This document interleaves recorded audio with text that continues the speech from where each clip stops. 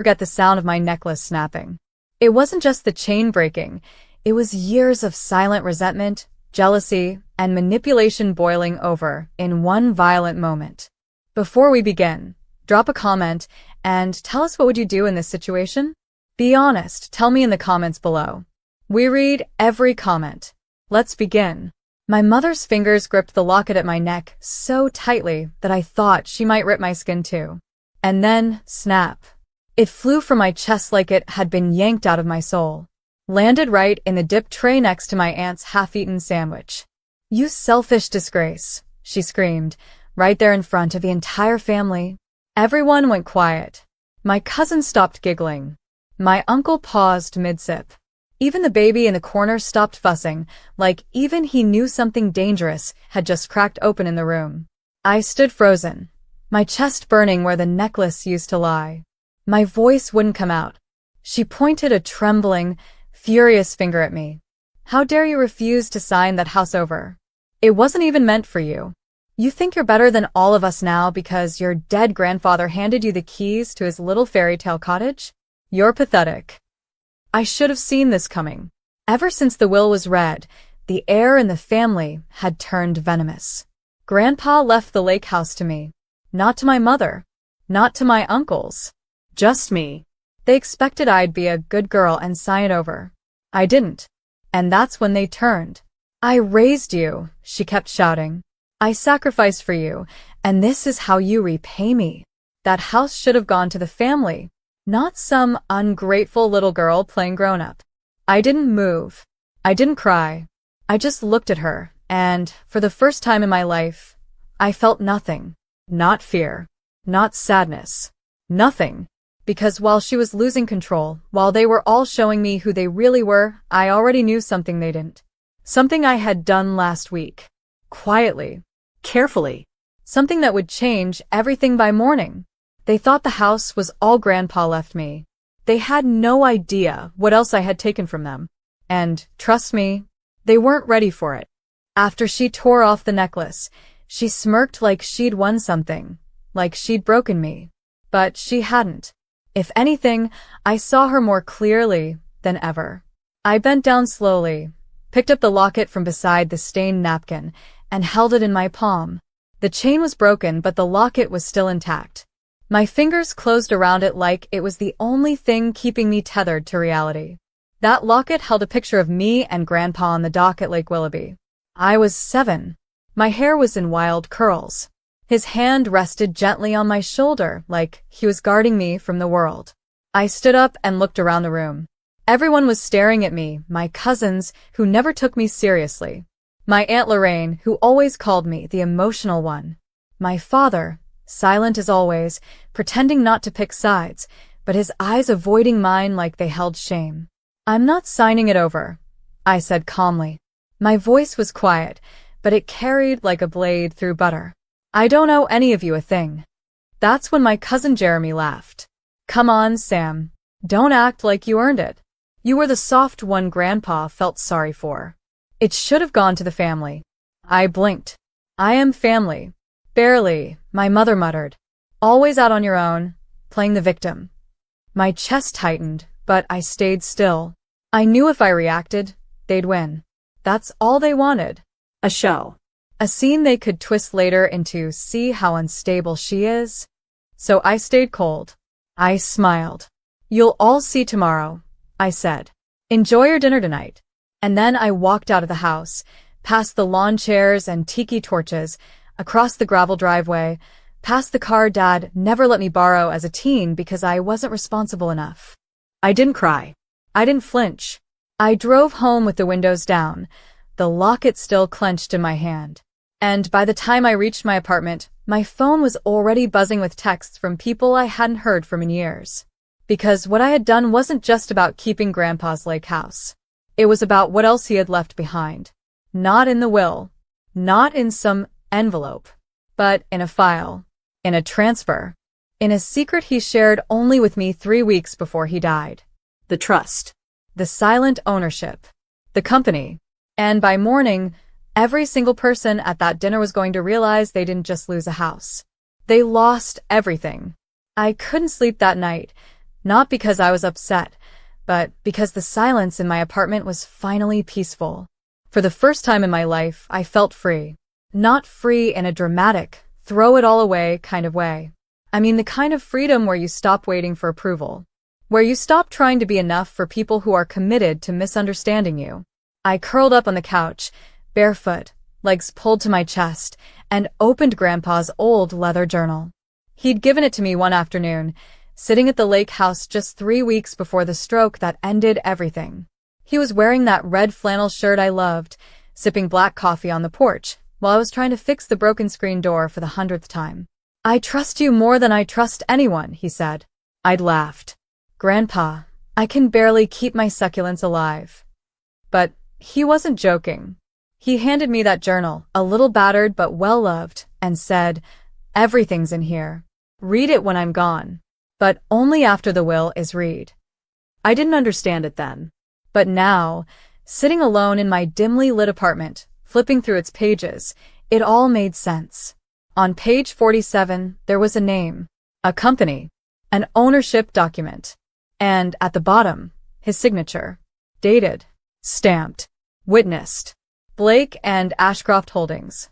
70% ownership. Transferred to Samantha Blake. Not to my mother. Not to Uncle Dean or Aunt Lorraine. Me. Because years ago, while they were busy mocking him for being old school and ignoring him at holiday dinners, I was the only one who visited, who listened, who helped him sort out the boxes in the attic, labeled with fading ink and war-era stamps. He saw me, and he rewarded me. But I knew this couldn't just be about revenge. I wasn't going to rub it in their faces like they expected. I wasn't like them. That wasn't who Grandpa raised me to be. Still, the truth needed to come out. So the next morning, I dressed carefully. A clean, simple navy dress. No dramatic makeup. No jewelry. Just the locket, now attached to a new chain. I walked into the Blake and Ashcroft downtown office like I'd walked in 100 times as a kid tagging along with Grandpa, except this time, I wasn't a visitor. When I walked past reception, the same woman who once asked me to wait outside blinked at me. "Ma'am, do you have an appointment?" I turned slightly. "Tell Mr. Harrison Blake, that's my uncle, that the majority shareholder has arrived." Her face paled. I'm sorry?" I handed her the document. Not a copy. Not a scan. The original. She read it once, then again. She stood up so fast her chair rolled into the wall. "Please, just wait right here." I nodded and took a seat. Crossed my legs. Waited. Upstairs, chaos must have erupted because 10 minutes later, I heard loud voices, rushed footsteps, and then the elevator opened.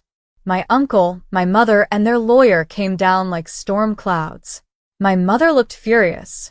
My uncle looked pale. And me? I smiled. "You thought you took everything from me last night," I said softly. "But Grandpa left something behind you couldn't steal." Their lawyer tried to speak, but I cut him off. "The trust is airtight. The signatures are real. And I already had it notarized and registered with the board this morning. Effective immediately, I control 70% of this company." The house was just the beginning.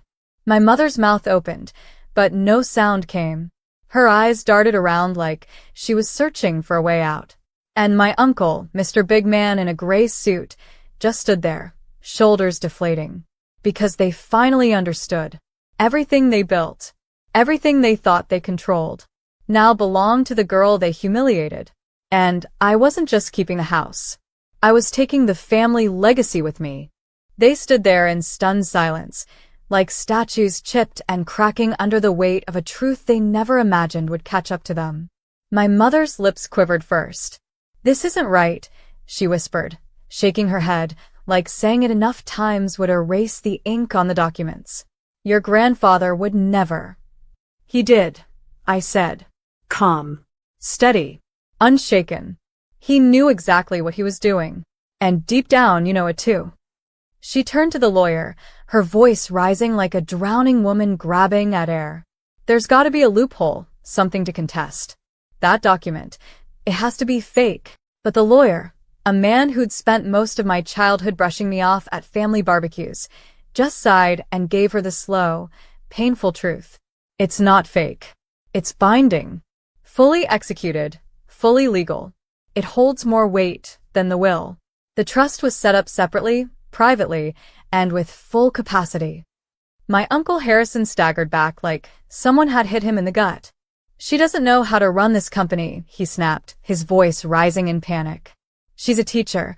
She fixes screen doors and reads books about coastal history. She's not a businesswoman. I tilted my head. Neither were you when Grandpa brought you in. You failed your first restaurant venture and lost over $500,000. I read the ledgers. Grandpa saved you from ruin. Twice. He blinked. The air sucked out of him like a deflated balloon. My mother was trembling now. You're doing this out of spite. No, I said quietly. I'm doing this because for once, I'm not letting anyone guilt me out of what I've earned. Grandpa trusted me. You think I was just his charity case, but I was the only one who showed up when it mattered. While you were busy counting what you thought you'd inherit, I was there, making coffee, listening to him talk about his regrets, his vision, his fears. And then I looked my mother right in the eyes. You ripped the locket off my neck last night like you were ripping away my worth, I said, voice low and even. But you didn't break me. You just made it clear I was never part of this family unless I did what you wanted. And I'm done doing that. The lawyer cleared his throat. As of this morning, the controlling stake has been transferred. Samantha will need access to all files, accounts, and board contacts. The transition begins today. I stood tall, heart pounding, but my hands were steady. You're not being removed, I said. Not yet. But you will report to me. And from this moment forward, your influence is no longer unchecked. Uncle Harrison's face flushed red. You can't do this.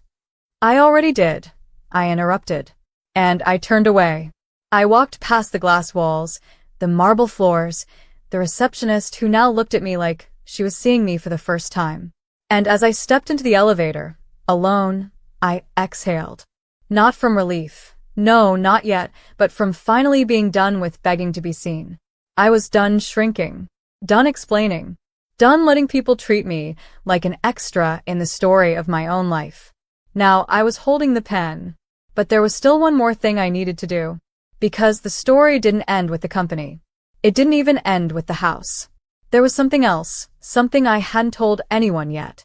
A letter, locked in Grandpa's journal, with instructions. A final page I hadn't turned. And it would take everything I had left in me to follow it. When I got back to my apartment, I didn't pour a glass of wine. I didn't cry. I didn't even change out of my dress. I went straight to the cedar box beneath my bed and pulled out Grandpa's journal. I'd read every word of it over the past 3 weeks, except one final folded page taped to the inside of the back cover.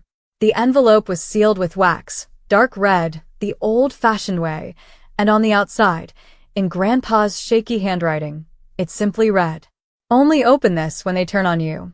I sat on the edge of my bed for a long time just holding it. My heart thudded so hard I could feel it in my teeth.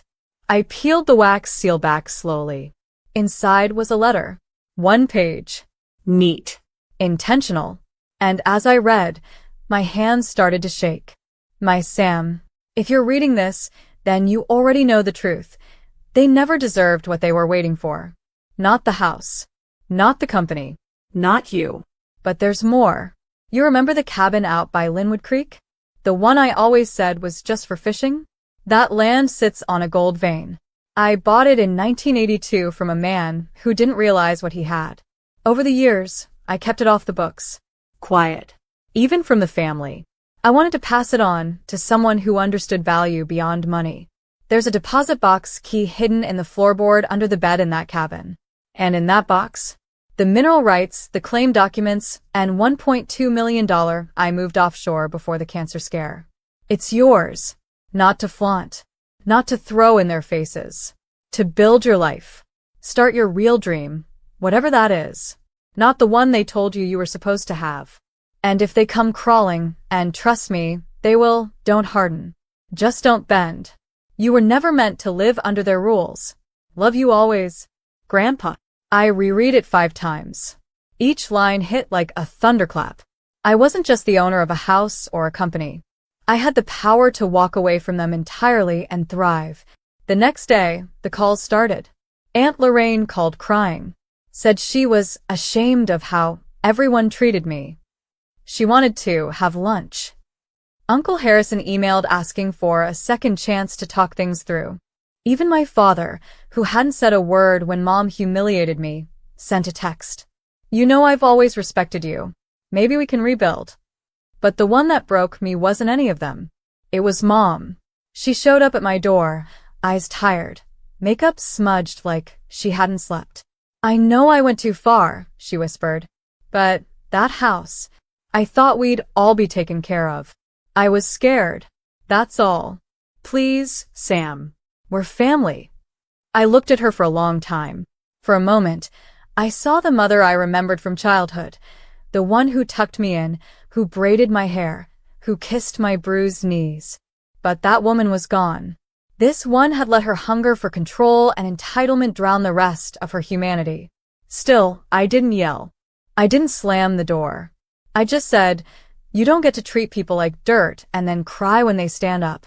Grandpa saw something in me, and I finally see it too. So no, I'm not signing anything over. I'm not giving back what was never yours to begin with. I'm not playing the scapegoat anymore. She opened her mouth to speak, but I raised a hand. And Mom, you didn't just rip a necklace off my neck. You ripped off the last thread of guilt I had about walking away from you. I closed the door. And for the first time in my life, I didn't look back. It's been 6 months now. The company is running better than ever. I kept half the staff, restructured the rest, and brought in a real operations manager who doesn't talk down to women. I went to the Linwood Creek cabin alone, lifted the floorboard, and found the key just where Grandpa said it would be. Everything in that safety deposit box was real, verified, legitimate. A fortune I never expected, but one I now know how to protect. And I started something new, a grant fund named after Grandpa, for women trying to rebuild their lives after family betrayal. Because I know now, revenge is just survival in disguise. And growth. Growth is building something so solid that no one can ever pull it from your neck again. Not even your own mother. If this story hits you even a little, just hit that like button. It helps more than you think.